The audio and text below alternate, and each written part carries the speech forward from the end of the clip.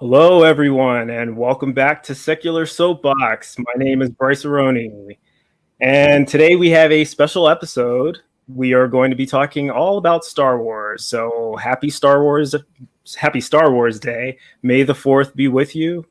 I hope everybody gets that reference. If you have not seen Star Wars or any of the Star Wars movies, then I don't know what to say.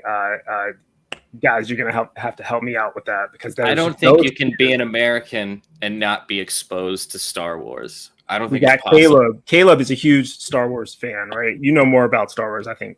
I just had this conversation with my wife actually, and I'm gonna downgrade that title from huge to very big Star Wars fan because I've been out Star Wars lately. I just had a conversation at work, and I just realized how little I actually do know about Star Wars compared to some of these more elite folk.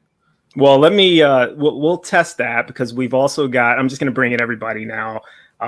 Skids the Clown and Borg Skeptic, our controllers and producers of this show, and we are all Star Wars nerds, I think, and so I think we all kind of agreed that it'd be a good idea for us to just get together and talk about Star Wars, but also talk about how it somewhat relates to what we see in the real world with religions and different, philosophies. So, Skids, how you doing? I am doing amazing. It is Star Wars Day. I am fully decked out.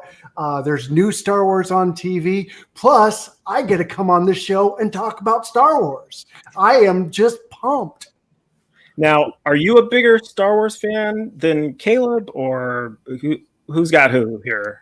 I don't know. I would say that being older and the fact that I actually got to see Star Wars in theater when it first came out, had all the toys, read some of the old comics, read some of the old books. So I might have a little bit of a leg up on K-Lub tonight. All right. And Borg Skeptic. Now you are the Borg Skeptic, so obviously there's a huge Star Trek influence there. How much of that translates over to Star Wars? Can you be a Star Trek fan and a Star Wars fan at the same time? Of course you can. I'm a lover of sci-fi first and foremost, and obviously the two big sci-fi fictions are Star Trek universe and Star Wars universe. Mm-hmm. Star Trek universe takes place in our galaxy. Star Wars universe is in a galaxy far, far away, a long, long time ago. So and Star Trek is in the future, and Star Wars is in the past, supposedly, right? So of course you can be a fan of both. I've never understood that argument that I had to be one or the other. I'm a Trekkie as well. I'm a Star Wars fan as well, and Star Wars fans don't really have a word like Trekkie. I think we were talking about this offline, but what's the deal with that? Why are there Trekkies, but there's no Star Warsians or whatever? I don't know what the word would be. I believe the idea is that us Star Wars fans are cooler than Trekkies, so we don't need to label ourselves. I'm going with that. Oh, that's a big statement. Have you got any evidence to back that up, Skids? Yeah, I think that's what Star Wars fans think.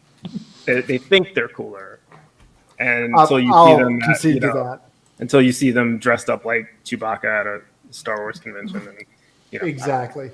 But no, I've always been a fan of both. I think it's fun running through the imaginary scenarios of who would beat who and which ship is faster and who's better between Captain Kirk and Han Solo and all that sort of stuff. But one thing, I don't know if you guys have noticed this, but I have noticed that Star Wars and Star Trek seem to take different approaches when it comes to the idea of religion. Yes. And Star Trek, religion is kind of, at least when Gene Roddenberry was alive, was kind of not a thing. It was kind of this like backwards alien thing. Like the less developed, less advanced society still had religion, but the Federation had moved beyond that to just science and all that sort of stuff. Whereas in Star Wars, it seems to be embraced a little bit more. Mm-hmm. I mean, I don't honestly, you just nailed it so good on the head there. I don't really know what to add on to that. It's just beautiful the way that you said that. That's all I can do is second that. I'm sorry to say. So before we get into the topic, what is the correct order for watching the Star Wars? If somebody, for some reason, if there's a viewer who hasn't seen these movies but is intrigued by this discussion and wants to get into it, what do you recommend for the proper sequence of watching these films? Start with the 70s. Go 4, 5, 6. That's where I think you should start. I think it sets the mood a lot better. I think it establishes the universe a lot better than the Phantom Menace on. Plus, episode 4, episode 5 are a lot more enjoyable if you don't realize that Darth Vader is Luke's dad. I can't imagine. It's so hard to imagine that somebody in 2021 would not know that. But exactly. It would have to be, kids in their first experience with Star Wars. But I agree with K-Lub. You start with 4, 5, 6, and then you move to the prequels and then the new ones. Well, I mean, they were clearly directed for the audience of its era. I mean, it's impossible for the majority of these people not to have already known that, this guy was going to grow up to be Darth Vader. Yes, you're right for the audience that had already seen the originals and that was seeing the prequels. But what about the kids in the 90s or 2000, whenever the prequels came out? I think 1999 was the first prequel. Yes. They may not have known that. They may not have, but they inherited the legacy nonetheless. And the people that are paying for those tickets are the ones that already knew that. Sure, of course. What about you, Borg? Are you theatrical order or chronological order? Well, I would suggest for newbies, definitely watch them, as Caleb said, in the order of 4, 5, 6, then 1, 2, 3, and then follow it up with the 3 newest films. But then I would also suggest that once you've done that, watch them in order of chronological, straight after, exactly. just so you get so you can piece everything together in the right order. Yeah, and I have done that. I tend to do, if I'm going to revisit the Star Wars movies, which I do every 3 or 4 years or so, I watch it in chronological order, 1 through however many there are. I guess there's 9 now. Yes. The new ones, we'll talk about that later. But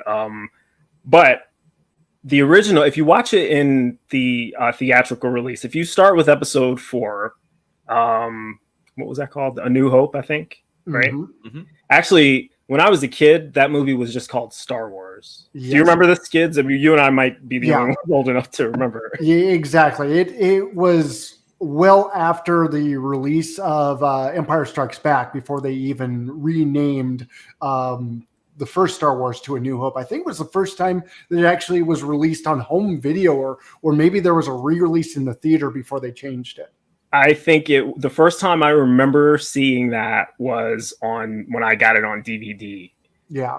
They probably did it with the re-release of the VHS tapes as well. But I mean, by then I had moved on to DVD. But the original VHS, I believe it was just Star Wars. And then they had to come out with a new version. But yeah, a lot of people don't know that. But I think what I was saying was, if you watch that movie, and that's the first Star Wars movie you've seen, they introduced this idea of the Force.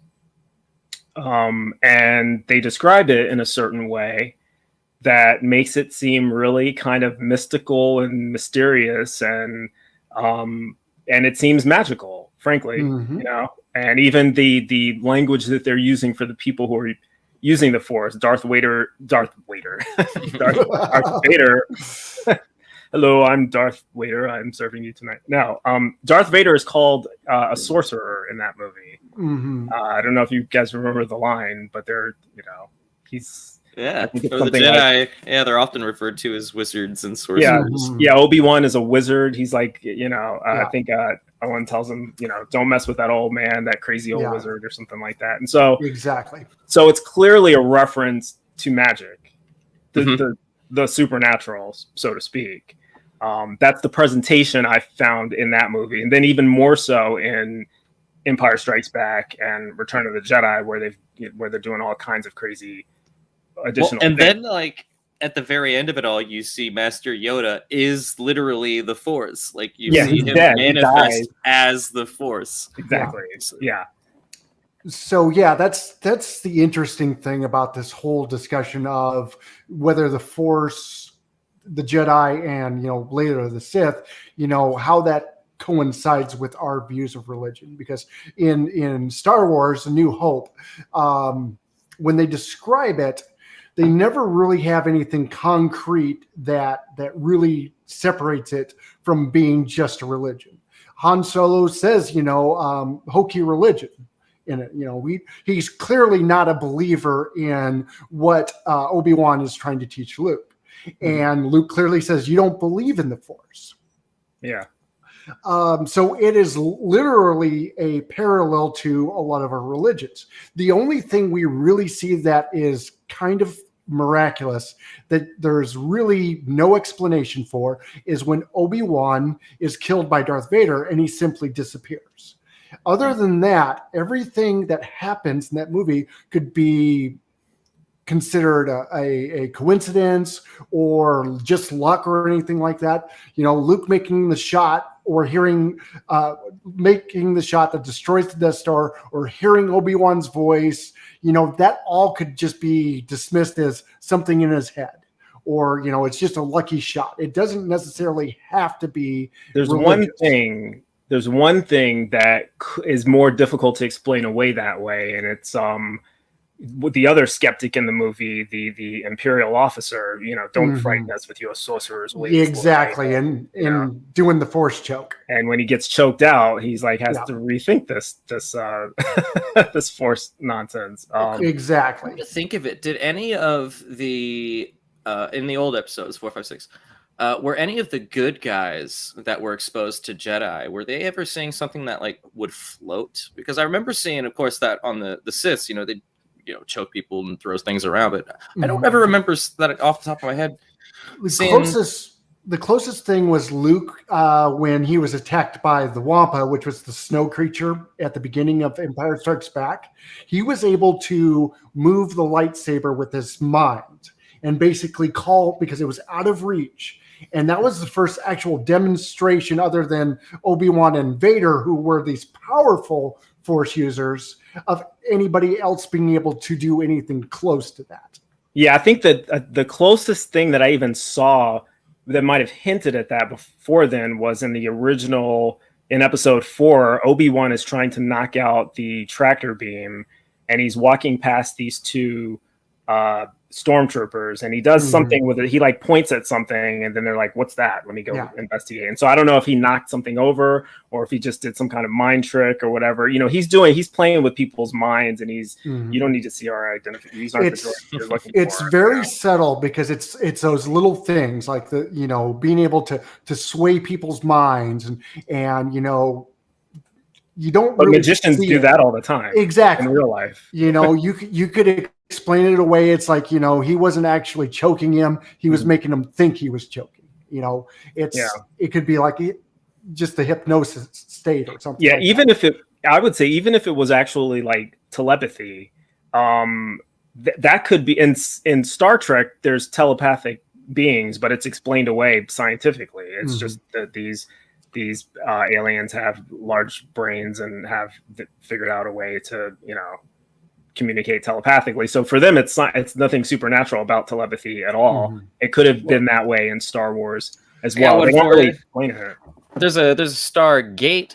There's a Stargate lore. Yeah, let's add on another one. All right. Another nerd show. Here we go. Where they end up realizing that the character that we know as Merlin was of a species called the Ancients, and these people seemingly can do magic, because they're like if they're not ridiculously technologically advanced, they're literally talking about ascended beings that are pure energy that can pretty much warp the fabric of space and time to their whim. And the way that they've set up this universe, they set it up so that that this isn't magic, this isn't divine power, this is knowledge and technology. This isn't, but it appears that way to the people who doesn't have it. So yeah, they had Stargate, had Merlin, they had Morgan Le Fay, and all of these. And I agree, that is an exact parallel to what Star Wars, how it handles the Force. Because by Empire Strikes Back, they amped up the powers. Because here you see Yoda, lifting the X-wing out of the water, and Vader throwing objects at Luke, and he's deflecting lasers with his hands. Luke leaping, out of the carbonite freeze chamber and stuff like that. You are literally seeing demonstrations of this power, but nobody is referring to it as magic or sorcery anymore. It is just accepted that they are harnessing a power through knowledge. They've come to accept that this force is there and they can manipulate it and use it. Now I have interpreted when Han Solo says that he doesn't believe in any of this hokey religion and stuff, he's clearly witness to these things. He sees the magic, so to speak, but he's not convinced that there's this all-powerful force. That he doesn't believe that it's the force, or that people die and ascended to the force. Presumably he hasn't seen any of that. So for him, like, he's to me the definition of a true skeptic. Like, just because you've seen something strange happen doesn't mean that the person's explanation of it is true, and so I think that's how I interpret him, because how else? A lot of people would just see the force and be like, they would see levitation and be like, oh yeah, of course the force is, the Jedi makes sense, but he doesn't. He's like a lot more. He's not converted until like I think the newer movies and like one of the latest movies. Yeah, he said a line in the Force Awakens where it's like, everything you've heard is true. The Jedi, it's all true. So, that was kind of him admitting, oh, yes, this totally exists. Right. So, but I mean, you can't deny it, because at that point, he's clearly seen what a Jedi can do and what a Sith can do. Yeah. And if you can demonstrate, that's the difference. If you can demonstrate that this power exists, it's a whole lot easier to convince a skeptic by them witnessing it and seeing how it can be used. Yeah, I mean, even Luke, who believed in the Force in Empire Strikes Back, was still not convinced that it was what Yoda was saying it was. And because when he tries to lift the X-Wing, he fails. And Yoda does it, and he's like, I don't believe it. And then Yoda's like, that's why you failed, so. And that's a good question, because is he talking about, I don't believe in the Force, or you don't believe in yourself? That's interesting. Because you could look at it that way, because, Luke clearly sees and knows that Yoda is this great master. Is somebody coughing? Sounds like somebody coughing in the Oh. But sounds like a human. That's a mighty cough there. Yeah. But, he knows Yoda has a true connection with the Force, and he doesn't think that he can ever achieve the same thing that Yoda does. So is the lesson that he doesn't believe in the Force, or he doesn't believe in himself? Me as a skeptic, I like to think he's saying that he doesn't believe in himself. I think all the best stories allow for interpretation on these matters. Exactly. So Caleb, you are definitely a skeptic, to the point where you assert that the supernatural does not exist. I've actually gone so far as to say that I believe, so if I understand these terms properly, that I am a supernatural non-cognitivist. I think that the word supernatural is just meaningless, utter nonsense that people just make up when they feel like they don't have a better word. I mean, I tend to agree with. I think I conceded in an argument that we had that you were probably right on this. I like to reserve judgment to the extent possible, but I don't see a defeater to this argument. So at this point, I'm going to have to concede that that's probably accurate. There's enough evidence to conclude that is accurate. The supernatural has always been just kind of a filler word for I don't understand what just happened. Exactly. But it's not actually a demonstrable or demonstrable thing anytime someone says that it's supernatural. But so we kind of go ahead. I'm sorry. No, I was just gonna say this is actually why I prefer the word paranormal for what that's worth.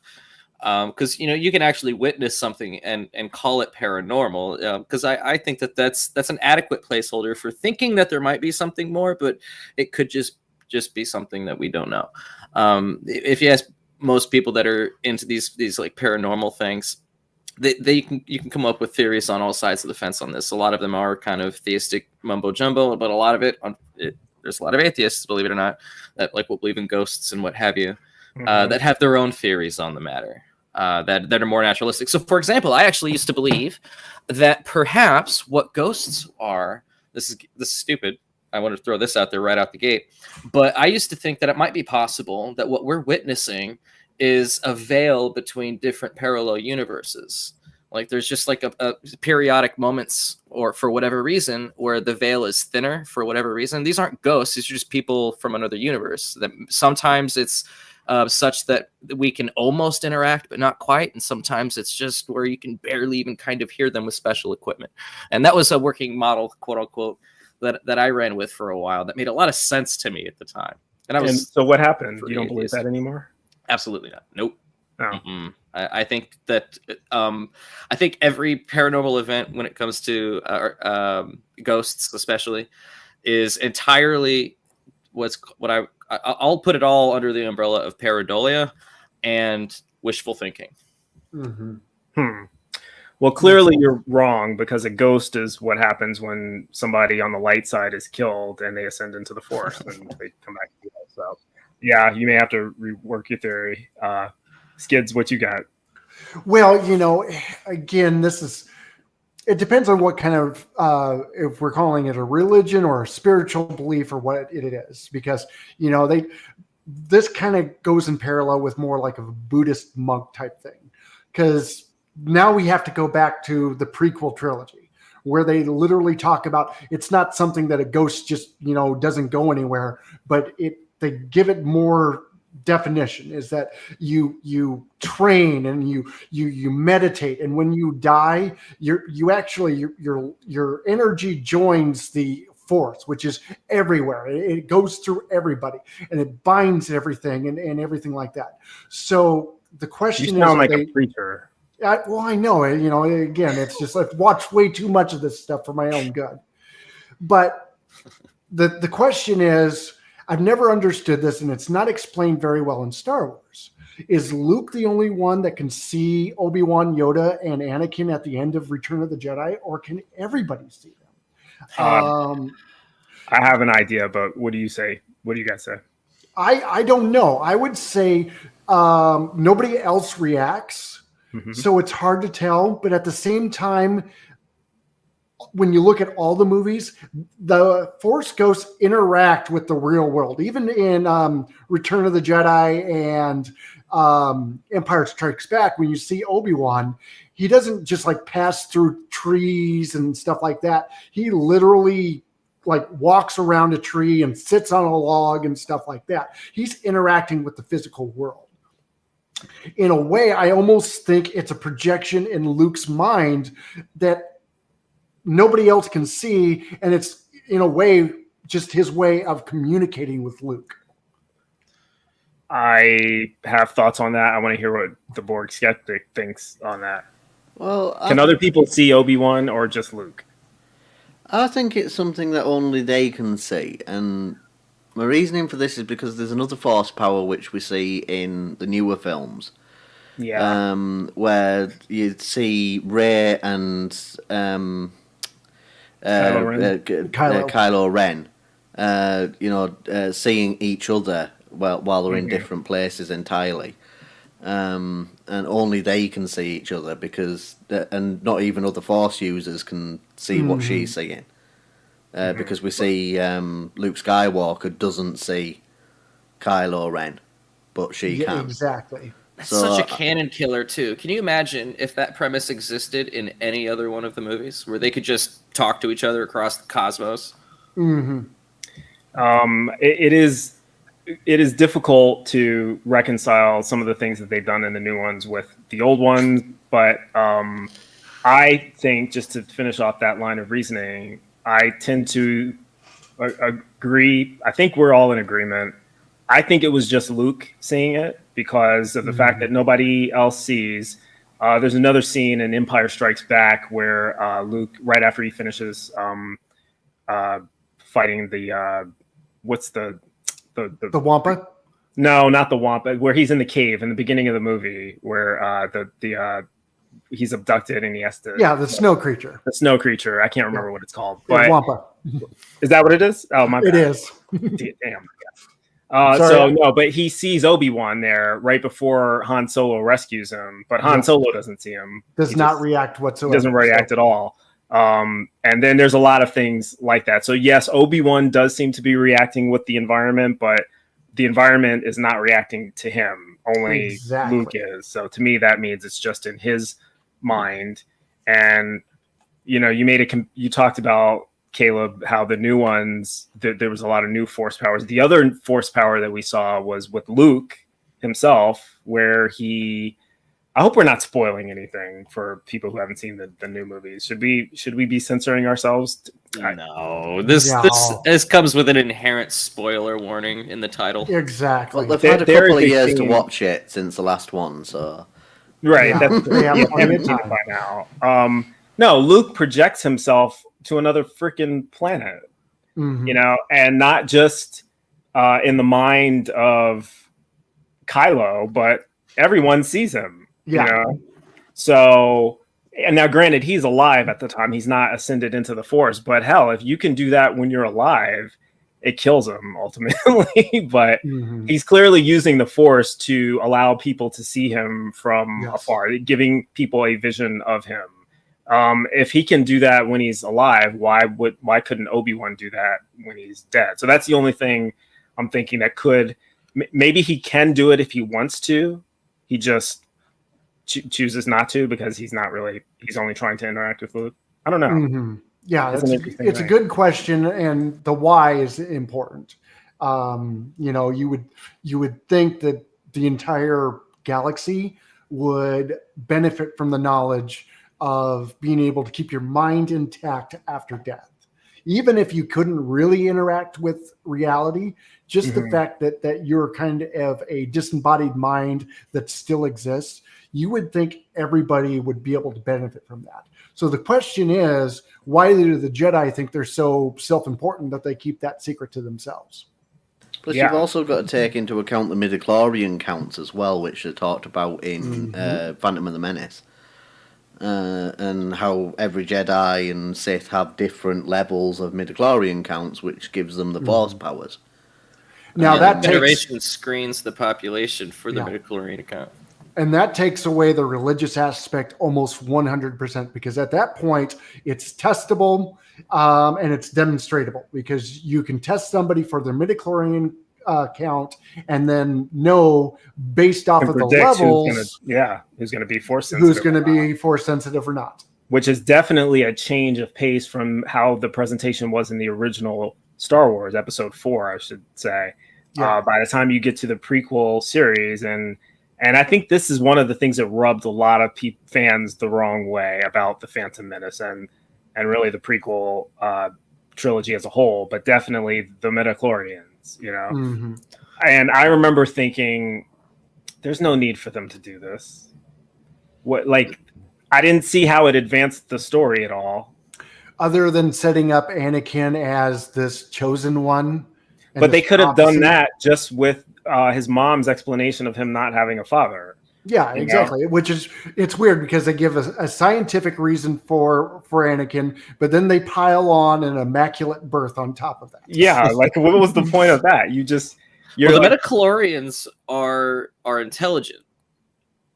So they decided to do this. So it wasn't technically it's immaculate, but then it's like, well, no, they literally impregnated her, so it wasn't like immaculate like magic. So I think it gets messy. They rewrote the genetic code, is what it sounds like. They just turned an egg somehow into a viable human. Why did George Lucas do this? Why do you think George Lucas did this? Clearly he was trying to draw religious parallels. I don't think that it could be said otherwise. I don't think. I mean, that has to be the clear take, at least from where I'm sitting. But why? But then why add science into it? If you want to make it religious, why not just keep it? It was a virgin birth. He was conceived by the Force, and then ended there. Why add midichlorians and testing blood? Interpretation. He's got two different. So he's got two different groups of people who are watching the movies. So you've got groups of people that are religious. So you'd add in the bit with the Immaculate Conception to keep the religious people happy. Then you add in the science to keep the secular people happy. And then everybody gets to interpret it their own way. I can see that. It's a money-making business. Good reason. So it was Now just a good way for him to make more money. That's plausible. I'm not dismissing it. Do we think that that's what he actually did, though? Or no, I don't know. Don't know either. To be honest, I think he was just trying to have his cake and eat it too. I think that he wanted to have a scientific explanation for this, but he still wanted to add just another layer of myth and lore to it that we can build with. It'd be interesting to see if there's like old drafts of the script to see if he started out with the Immaculate Birth at first and then maybe decided to dial back on it and use the midichlorians as a way to just like, well, I want to keep the Immaculate Birth, but if we give it a reason, maybe it won't seem so religious-y. I think the best thing they could have done was just given little Annie. The boss is here. Oh God! Our fearless work on getting Josh in. Act like we're busy. Josh the Archon, sir. We're doing. Hello, everybody. How are you doing? We're trying to make it work. No. Well, thank you. Thank you for gracing us. Oh, no worries. No worries. This is my favorite topic matter. Really? Love talking about Star Wars. Do we have anyone in the comments right now? If we don't, you guys should be definitely commenting on what we're talking about. There needs to be more nerdism going on. other than just us. Yeah. But if you have any questions to ask us, anything Star Wars or any other nerdy subjects, just let us know in the comments. We'd be glad. Between the five of us, we should be able to answer. I'm thinking almost certainly any canon Star Wars question. Absolutely. Start asking the extended universe stuff in books. Maybe not, but. We might be able to ask a religious question, and maybe we can tie it back into Star Wars too. Don't be afraid. I'm willing to give that a try. That's it. K-Lub, you said something very interesting a few minutes ago that you talked about the paranormal and how you like that word more because it's more descriptive of what actually people are seeing versus supernatural, which has a lot of assumptions and baggage associated with it. I think the irony of that statement is when most people hear paranormal, they dismiss it as nonsense, and yet at the same time, most people hear the word supernatural and they believe in it. Isn't that weird? I never thought about that. That's an interesting point. Excuse me. I'm trying to think. Yeah, I think you're right. I think it's clearly the case, especially for just Jane and Joe Blow, who don't even necessarily believe in ghosts and goblins and gooks, that are just regular everyday people. Most people are theists. Yeah. So if you're a theist, you are necessarily believing in the supernatural. And even if you're an atheist, like Borg said, you could be believing in, or one of you said it, they just atheists who believe in ghosts, who believe in psychic powers, astrology, all kinds of other stuff. Yeah, which is great to me because essentially it's the theists are saying that there's this that exists out there somewhere, but then we also have this sub-community of people that are like, look, we have this weird phenomena which people have seen, we have documents, I mean, we can show you what we're talking about. We don't have a good explanation for it. We're going to call that paranormal. To me, that makes a lot more sense, and it's a little bit more reasonable to work with. But the supernatural term is just gobbledygook to me. So you're correct, obviously, but the perception is the opposite. The perception, and when you hear the word paranormal, is you're dealing with like fringe conspiracy theorist nut jobs. I remember that's the weakness is that those that use the word are the conspiracy theorist types. I was watching Ghostbusters a couple of days ago, and they are paranormal scientists, right? Which paranormal is not science, but that's what they're called in the movie. And it's a comedy, but it's done for laughs, right? It's not to be taken seriously. Yeah, I think we solved that mystery. I think that's it. I'm gonna place my bet on that. That's the fun thing though about movies, and that applies to Star Wars, Ghostbusters, all this stuff.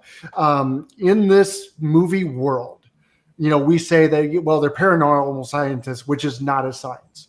But again, in Ghostbusters, this is demonstratable, it's testable, it's repeatable. They can literally go into a place and here is a ghost. It leaves physical traces. They can capture it. They can put it in a box, and they know in that movie, what they're doing is science because it exists in that movie. Right. Exactly. So it's not really paranormal anymore, is it? If it's scientific, right? Exactly. That's it. Now it's natural. Right. It makes that transition from the paranormal into the natural realm of existence, at least. But the one thing that I would have to state, though, is that I find even when we talk about the paranormal is how far do you go? And I don't want to broaden on that sort of horizon, obviously. We want to tie this back into Star Wars, but I think this also goes back into Star Wars as well, right? Challenge accepted. Because when you're looking at paranormal, how far are you going to go into it? What is, or how do you differentiate paranormal from myth?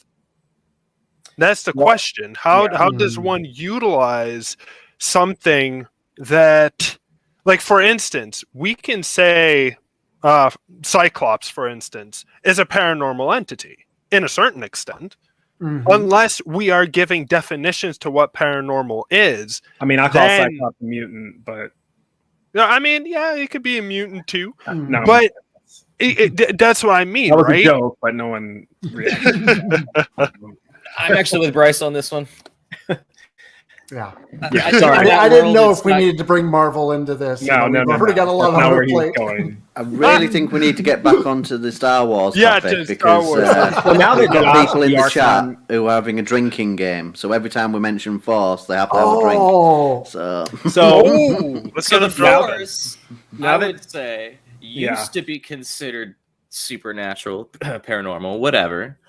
And after the midichlorians were introduced, I don't think this next generation is necessarily bound to those sort of labels. Now it's just something that exists in that universe. It's just it's like gravity. It's there. It can be measured. But people keep forgetting about it because new Star Wars, the Last Jedi and the Force Awakens, they seem to be ignorant of it again. I mean, it has to awaken. It was apparently sleep. The Force was sleep. Yeah.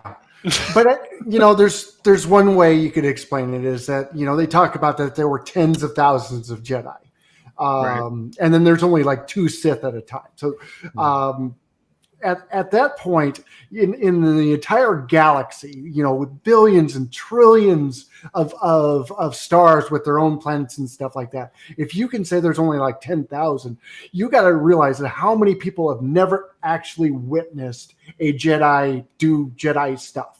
And so that's the thing. They have legends. They have movies where there are no Jedi doing any. What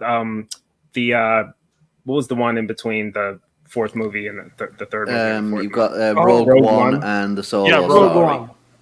Yeah, both of those. But definitely, I saw Rogue One. I think I saw the Solo story, but I was drunk, so I don't remember it. But Rogue One, there was no Force being used until Darth Vader shows up at the end. But they kind of, some of them believed in it, and some of them never mentioned it. Yeah. You had the blind guy who believed in it. Exactly. And then you get to the newer ones where Rey and all of them are like, seem clueless. Yeah, it's like I have no idea what's going on. Right. So it's almost like they have to start over again. Like is this how religion work? Like, I don't know, Josh. You're the archaeologist, and we're trying to correlate this to real life. And if there was could there be really supernatural or paranormal things that have happened that that people have told stories with, and then they just stop happening and people forget, and then they happen again? And it can, the possibility is there, right? There's, if you're thinking anything, is there a possibility for anything happening? Well, the possibility, though it's a slim possibility, because there would be some sort of trace, there would be some sort of I don't want to say essence that is left behind, but definitely when you're talking about archaeology, you would see something or a remnant of something that would have you scratch your head. You know, you would be like, this seems a little off for this era or what we're used to seeing. But the thing is that that's not the case, or at least that is not the case now, because as we're looking at it, most things in archaeology is literally the same stuff again and again and again. We're not seeing anything that is necessarily inconsistent with what we plan on seeing. So if you walked into a pyramid for the first time, you are the archaeologist on scene and you finally got the pyramid open. You walk in there, you shine your lights, and you see hieroglyphs of people levitating things with their minds. Or, you know, what we would describe maybe today as using the force. Exactly. Would that be evidence that there is a force to be used? I wouldn't necessarily say that it is evidence, because obviously mythology could take a huge role in it as well. But that is still something where you would need to keep an open mind for, because it's like, why would they put so much credence into something such as this if it is only a sense of the mythological realm or whatever? Because just like how we constantly see within these hieroglyphs is something that does not indicate this. Like, it mostly indicates the king, because that's the one thing. The king was I'm sorry. Now I'm moving away from Star Wars again, but I just But the king in itself is exactly. But if there was something like that, then yes, then we can slowly start to see. And also, what it would also need to be is it repeatable out there? Because if it already happened once, then it should be able to happen again, no matter how many times it has, or the individuals we think have gone extinct with this type of ability. Or whatever, because if it's easy for them to have it then there should be a somewhat resurgence now. Josh, you're not wearing a Star Wars shirt. Damn, I actually have one. I'm wearing one. I haven't properly shown mine, but it is definitely lightsabers. No. It's also a pride shirt. That's an epic shirt, by the way. That is awesome. Oh no, now I need to get mine. But yeah. So I'm interested in, since we have an archaeologist here, and since this is about Star Wars, and you know about religions, and Star Wars touches on religion, Jediism. K-Lub, you were talking to us before the show started. You looked some stuff up about Jediism, and I looked up just a couple of statistics. There was a census, and let me double check on the date real quick. But in 2011, in the UK, there was a census where 177,000 people declared themselves as Jedi under the religion section, and it made it the 7th most popular religion. It has become a huge phenomenon, a very real phenomenon in the world. So in the same way that God exists, the Force now exists. So now, do Jedi, real world Jedi, I'm talking, actually believe in the Force? I'm not entirely sure. Anybody have? It would be great if I can talk for those in the UK, because I remember this phenomenon taking place, and reading all of the news, and I actually knew a couple of people who did put themselves down as Jedi on the census, and it was not meant to be taken literally. They didn't believe in it, and it was just basically an FU to religion sort of thing. It was meant to be a whole joke, but then now that's obviously what it was the rules of the UK government state that if more than 10,000 people put themselves down as a particular religion, then that has to be taken as an official religion. So it's kind of similar to the Satanic Temple here in the United States. Yeah. Where they're just using it as a kind of a tax write-off or more it's like a social movement based. It's like, if you were including all these other religions but not the non-believers, then we're just going to call ourselves this, and at least then we'll get some representation. Now that's how Jediism started. That's the first generation of Jediism in the UK. But what happens in the next generation? Because eventually this this game or this mythology, does it have the potential to blossom into a religion? I mean, I look at things like Scientology. Yeah. This was written by a science fiction writer, not unlike George Lucas. L. Ron Hubbard wrote Dianetics, and numerous other things that incorporate some of these ideas. And Scientology is a real religion now, where people actually believe in some things that some of us might find strange. But it's difficult to know how difficult or how seriously they take themselves. Take, for example, the comparison between Jediism and Pastafarianism. I mean, clearly, I don't think that it's very likely that Pastafarianism would be, but they clearly don't take themselves all that seriously. And I have no way of knowing. I've never actually met somebody. Anybody I've ever met somebody who's a Jedi that claimed to be? No. I have no idea. I've met wizards before. Freaking awesome. Yes. He was a warlock. Wiccan? Or a warlock? Yeah.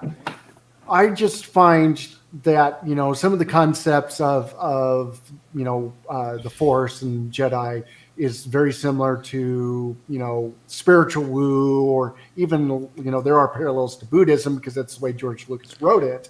So there literally is a possibility that some of those people that believe in some of that spiritual force, and they call it like actually they use like the word energy source and stuff like that. They're already halfway there to this religion, if you ask me. So I can see, maybe not this generation, but other generations adopting this as a official real religion. We've got a question in the chat which relates to this, if you want me to ask it. Go ahead. Wes is asking, would you agree that it has similarities to Taoism? I think of the religious part being much like the chi gathering energy from the Tao, the way of nature, and then using that chi to do stuff. Yeah. Yeah, exactly. It definitely is. It definitely is like Taoism, but it kind of takes itself a little bit. I'm not going to say to the extreme, but I think it takes one more step compared to Taoism as well, because in Taoism, I do not believe, but I need to reread it again, but I don't believe that a person's essence can be brought forward, like utilizing this type of Taoist ideology, that your spirit, let's just say, can live on in the planetary or on the planet, I should state. I don't know what the hell I was trying to state right there. On the planet. So I think that's where the Jediism or the Force kind of goes a bit further, because now it can manifest spirit in a sense, where with Taoism, you kind of just, when you die, there is not that spirit. You're just gone.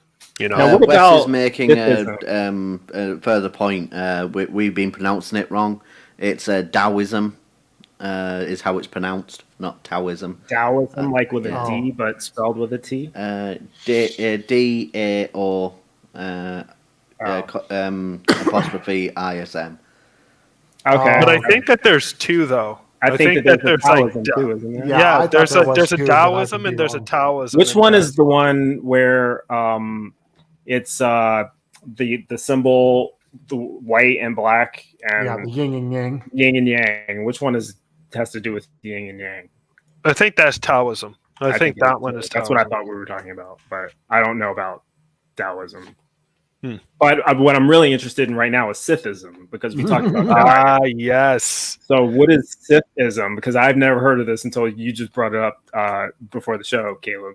So, me? No, I'm sorry. One of you brought it up. Maybe it was Skid. Oh, I did. I think it was me afterwards, but that was like a couple of days. Does anyone know anything about this? And does anyone in the comments know anything about this? Because please sounds like anybody that wants to do this in their spare time in their room and look at themselves in the mirror and be the only Sith. I think that's more power. The thing is that they're taking it not from the nouveau sort of Sith, where there's only two that can be. They're going further prior to that new rule.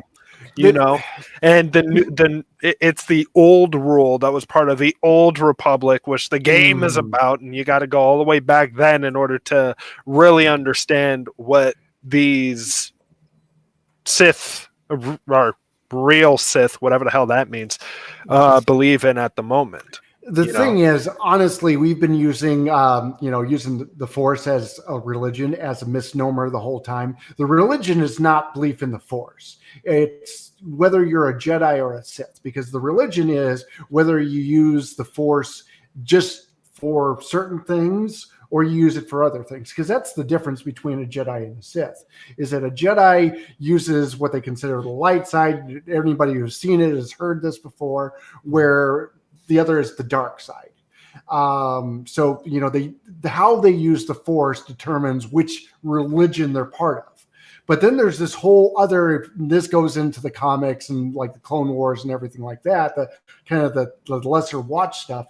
There's a whole gray area to the Force where they don't actually adopt a religious belief in it.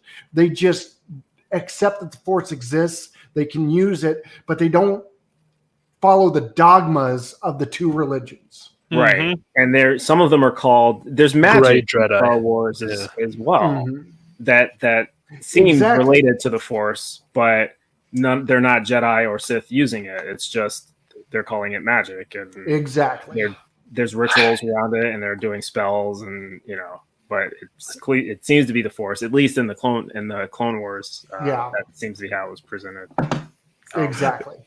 But I think that's what they're trying to do as well, or George Lucas was trying to aim at, was that you have this Force, whatever this is, and then you have sort of subcategories to it, in a sense. So you can have individuals who are not Force users, but they can use some sort of aspect of it in order to, as you stated, quote unquote, magic utilization, if you're not a Force wielder, in a sense. Exactly. But I think that it's still kind of the same thing. Or now, whatever. It's kind of like, sorry, go ahead. Well, I was going to say I think we have about 5 minutes left before I have to go. You guys could carry on with this as long as you want. It depends on how active the chat group is going to be. But gosh, and now I don't even remember where I was going with that. I think it was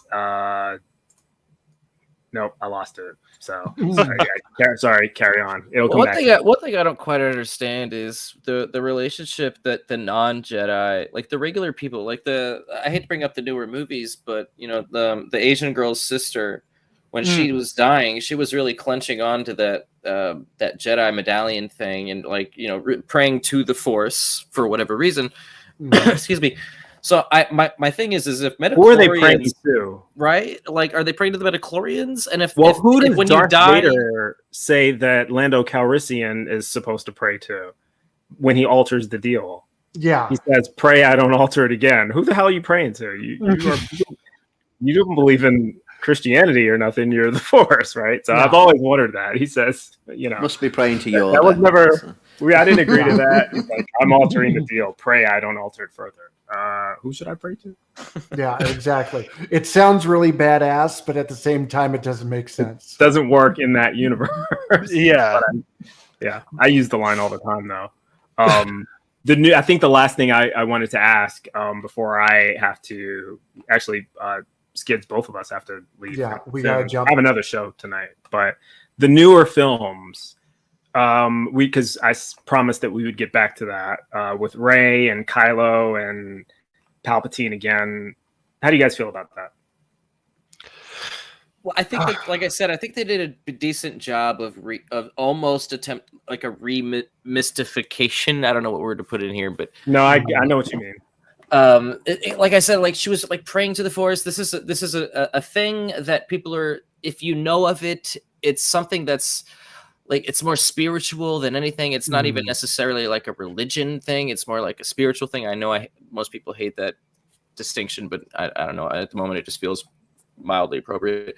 And so it's just kind of this thing that people do. And I love that that's the universe that they created, because it just Mhm. it reminds me of the olden days of Star Wars when Yeah. when you go to that 5, 6, 7, or 4, 5, 6. I'm Yeah, going to pull 4, it 5, back to the original Star Wars real quick, because The Last Jedi actually tried to reestablish some of what was in Episode 4, in the fact that you didn't have to be born with midichlorian counts and stuff like that, that anybody could be this. That's why The Last Jedi kind of committed, well, it didn't necessarily commit to it. It made the suggestion that Rey didn't have a lineage. She wasn't a strong Force user. She was a nobody. And then all of a sudden this awakened within her. At the very end, there was a small boy who was just a stable boy, a slave boy, who was able to move a broom without being a Jedi. He was just a Force sensitive. They were trying to go back to the original idea that anybody could do this. It wasn't, so reintroduce some of the mysticism, just like K-Lub said. Unfortunately, fan reaction to that was so negative that Well, I don't think it was that aspect. I think it was the movie itself. The movie itself. I know that's my least favorite of the new movies. For other reasons, not for that reason, but for completely different reasons. They definitely dialed back on some of those concepts that were introduced in The Last Jedi for The Rise of Skywalker, and went in that one, they went full bore. It's like, no, this, the only reason why she's this powerful is she's literally Palpatine's bloodline, and she has all of his power within her. Skids, are you suggesting that they were making this up as they went along? What?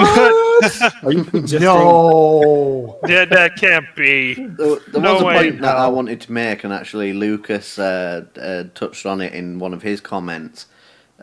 Which is when you look into the wider Star Wars lore, so the wider story, the Sith were actually an entire species originally, right. And there was another species as well, which were the original Jedi back in the day. So, like when you go back thousands of years in this storyline, there were two species which were warring with each other.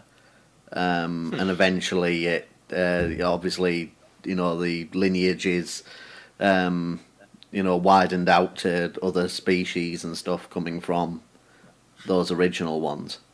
Yeah, I would love to keep talking about this. I could probably talk about this all night long, but I have another program that's going to be a little bit more heavy hitting and serious than this over on Tang. So do you guys want to carry on with this? And I mean, I could duck out and, I do. Before I duck out too, I want to pitch one more thing that we did not talk on, and you guys can keep talking as long as you want. I do want to discuss the theme of Rise of Skywalker, which was that at the end of the movie, science was trying to make Palpatine immortal, but it was faith in the Force, which was the true key to immortality. Did anybody else pick that up? And what are your thoughts on that? I've seen that movie. I've definitely seen that movie. Yeah. That's kind of how I feel at the moment. I remember the movie and I remember the end, but I didn't get nearly that much out of it. I need to see it again. It was something that rubbed me, is the fact that Palpatine was using all this ancient Sith technology and cloning and stuff like that, trying to be immortal, where Rey could just, heal somebody. And then it was the whole thing with Kylo being able to bring Rey back to life just with using the Force. Mm-hmm. And he sacrificed himself to bring her back to life, to redeem himself for her. So it was kind of a little bit of science can only get you so far, but it's the Force that's going to I do like that idea. I did not like the idea of there being a library with books to teach Luke about the Force that was referenced by Yoda, who comes back as a ghost to destroy it with lightning. But there's no mention of this library or books or any of these other Force abilities in any of the other Star Wars movies that predate this, you know. So that was kind of like, they're really just making this up as they go along. And on that note, I am done as well. Yeah, so Skids and I got to cut out, but Secular Soapbox will be back next Monday at its normal time, 8 o'clock. This was a special episode, and it will continue to be a special episode as long as Josh, Katie, and K-Lub are here to continue being nerds talking about it. Love it. For me and Skids, I will see you guys next week. And I don't have a tagline for this show, do I? No, I'll see you guys next week. I'll catch you next time, man. Have a good one. Have a great one, guys. Well, unfortunately, like I said at the beginning, I'm a big Star Wars fan. I'm not a huge Star Wars fan. Yes. And like when he was talking, and I've only even ever seen the last 3 or 4. I don't even know how many of the new ones there are. I mean, I know I've seen them all, but I don't think I've seen those ones twice yet. But I tell you what, I've seen all of the original 7 at least, or 6 rather, at least I don't know, man, at least 7 or 8 times each minimum. Minimum. Oh, absolutely. They have that rewatchability to them. I think that's the thing that kept those movies alive. With Star Trek, they had the philosophy and dozens of years between them of just philosophical questions coming up left and right, which can keep anybody interested. Star Trek doesn't have that, or Star Wars doesn't have that advantage, so they needed something a little extra. And I honestly think that it's the epicness of it. It's a lot more action-packed for one, but I do think that the religious aspect of it has an appeal to it, and the supernatural aspect of it has an appeal to it to the general audience over Star Trek. As we were saying earlier, most people are theistic in some way, or deistic at a minimum. We atheists are the minority here, so if you're going to pander to an audience, it's a lot easier if you're going to use these sort of cues.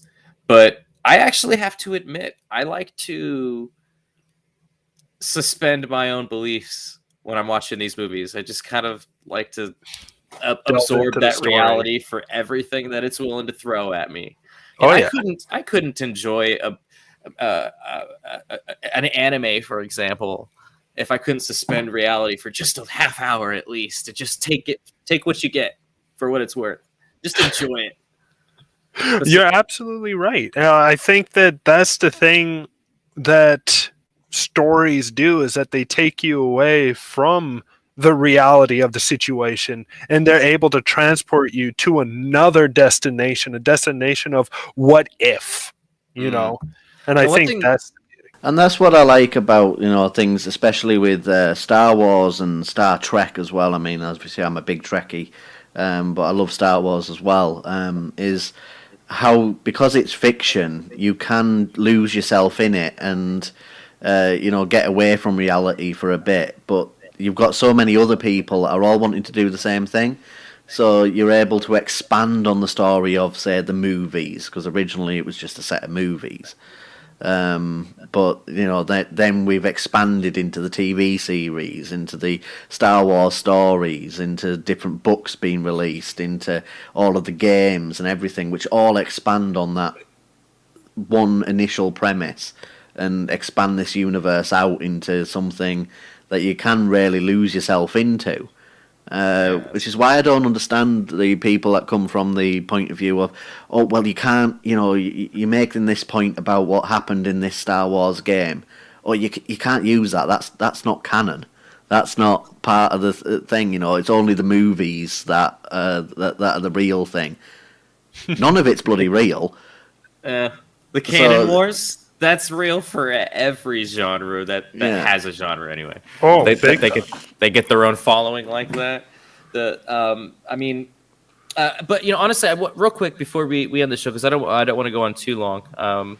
But one thing that I wanted to ask you guys, there was a topic that came up the other day. We were talking about this, and I actually think that maybe we are kind of better off with people currently, anyway, in the world we live in, with people that are willing to throw out these ideas and use these ideas and even maybe it's their belief in these ideas that allow them to exist in the first place. But I think that a world without supernatural thinking would be an awfully boring one, if I'm being honest. I think that fiction would be relegated to some pretty dull things. I mean, short of I don't know. I really can't. I mean, like the idea that that supernatural things might actually happen, right? Imagine a universe where nobody thought that supernatural things might actually happen. I think that'd be a really boring universe.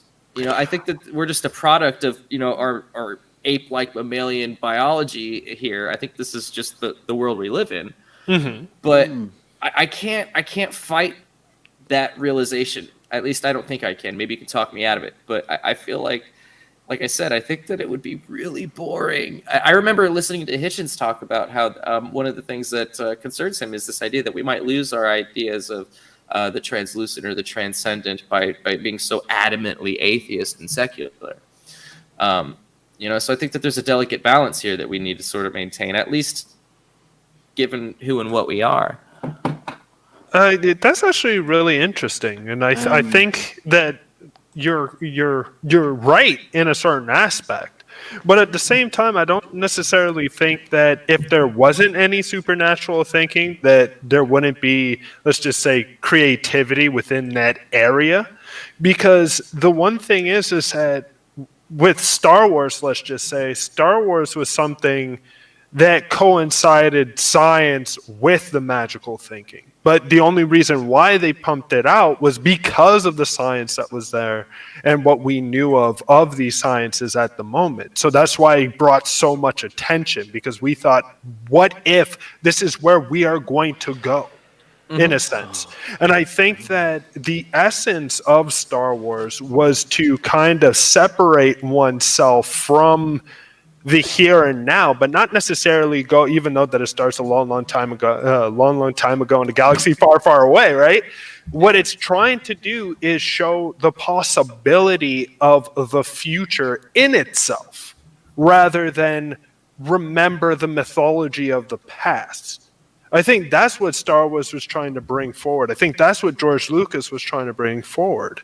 And I think that the more that technology actually moves forward, and also I think the more mythology that we do kind of drop behind us, will lead us to a new age of thinking, a new age of coming up with these type of storylines that will still attract people's attention, but bring them closer toward the realistic aspect of where we live today. I grant. I think that ultimately I could summarize the point by saying that the bottom-up approach, working with what you got and building from that, is a lot more restrictive.